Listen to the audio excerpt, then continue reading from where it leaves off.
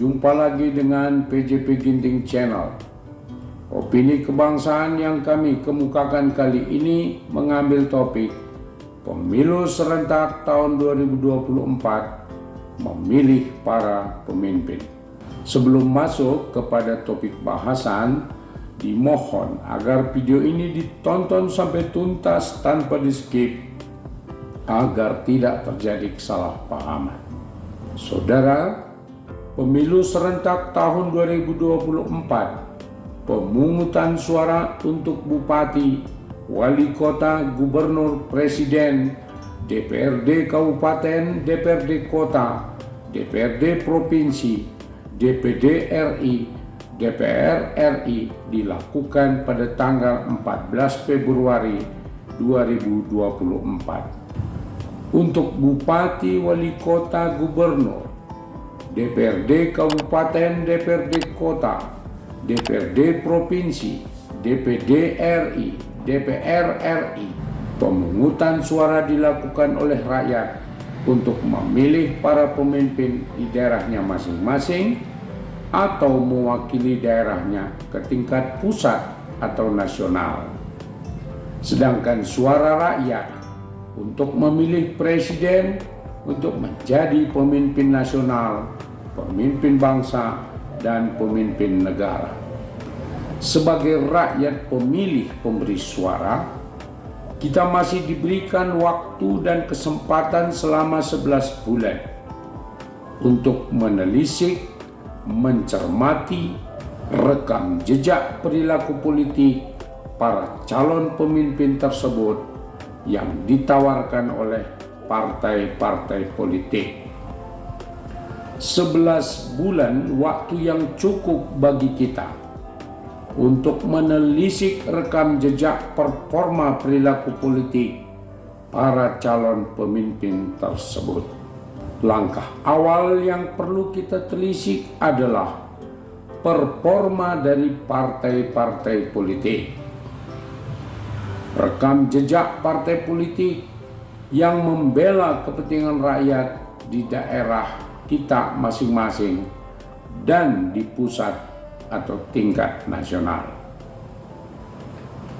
Selain partai membela kepentingan rakyat, harus pula ditelisik ideologi yang dianut partai tersebut. Apakah setia kepada Pancasila, Undang-Undang Dasar, Negara Kesatuan Republik Indonesia, dan kebinekaan.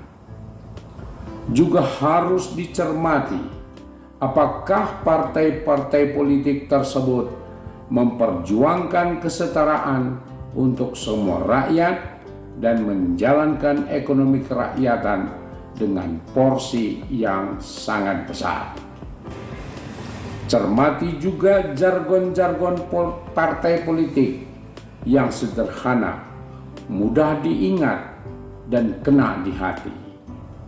Bukan jargon-jargon politik yang berbelit-belit, susah dimengerti, dan cenderung bersifat khayali.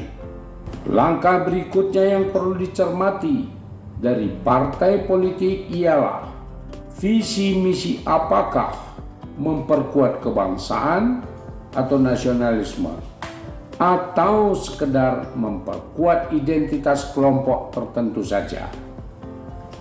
Tentu saja kita harus memilih partai politik yang memperkuat persatuan dan kesatuan bangsa. Dan selanjutnya kita harus telisik dan cermati ialah orang-orang yang dicalonkan partai-partai politik. Ini sangat penting karena kita memilih para pemimpin. Kita ingin agar pilihan kita terhadap pemimpin tersebut harus memiliki kriteria rasa kebangsaan yang tinggi, wawasan yang luas tentang pemerintahan daerah dan pemerintah negara, memiliki integritas tinggi yang terbebas dari korupsi, gratifikasi, pencucian uang, narkoba, perbuatan asusila, penyalahgunaan jabatan, terbebas pula dari transaksi jual beli suara, terbebas dari perbuatan amoral lainnya. Pemberian suara terhadap para calon pemimpin itu memiliki konsekuensi yang panjang. Pilihan kita terhadap orang yang benar memberikan pemimpin kita baik dan benar selama 5 tahun. Sebaliknya, pilihan kita terhadap pemimpin orang yang tidak benar maka membuat kita sengsara 5 tahun ke depan. Memilih pemimpin dari partai yang tepat dan calon-calon yang tepat memberikan harapan lebih pasti dan lebih baik tentang jalannya roda pemerintahan dan pembangunan. Sebaliknya, memilih partai politik yang tidak tepat dan orang-orang tidak tepat dari calon-calon partai tersebut, alamatnya tidak berjalannya pemerintahan dan pembangunan sesuai harapan kita. Untuk memilih pemimpin dari DPD RI yang merupakan perwakilan provinsi tidak bersangkut paut dengan partai politik. Karena itu kita dituntut lebih jeli dan waspada. Kita harus benar-benar paham identitas dan karakteristik calon pemimpin tersebut. Mereka, para calon itu, haruslah memahami seluk-beluk daerah provinsi yang diwakilinya. Mereka yang memahami sosial budaya dan sosial ekonomi provinsi yang diwakilinya. Jadi, kita harus menelisik calon-calon yang memiliki wawasan akademik yang mumpuni, wawasan profesi yang kuat, wawasan kebangsaan dan kedaerahan yang kuat. Dan tentu saja terbebas dari mentalitas perilaku buruk seperti korupsi, narkoba, asusila, dan perbuatan amoral lainnya. Sedangkan untuk pemilihan presiden, kita telah memiliki contoh kriteria dan karakter seperti Presiden Jokowi. Presiden Jokowi telah memberi contoh teladan bagaimana seharusnya menjadi presiden. Karakter yang harus dimiliki seperti apa? Kita sudah tahu. Rasa nasionalisme yang tinggi, sederhana dan rendah hati, dekat dan berpihak kepada rakyat, berani mengambil keputusan, cepat dalam eksekusi kebijakan, jujur, terbebas dari korupsi dan nepotisme, tegas prinsip dan tidak mudah dikendalikan oleh siapapun.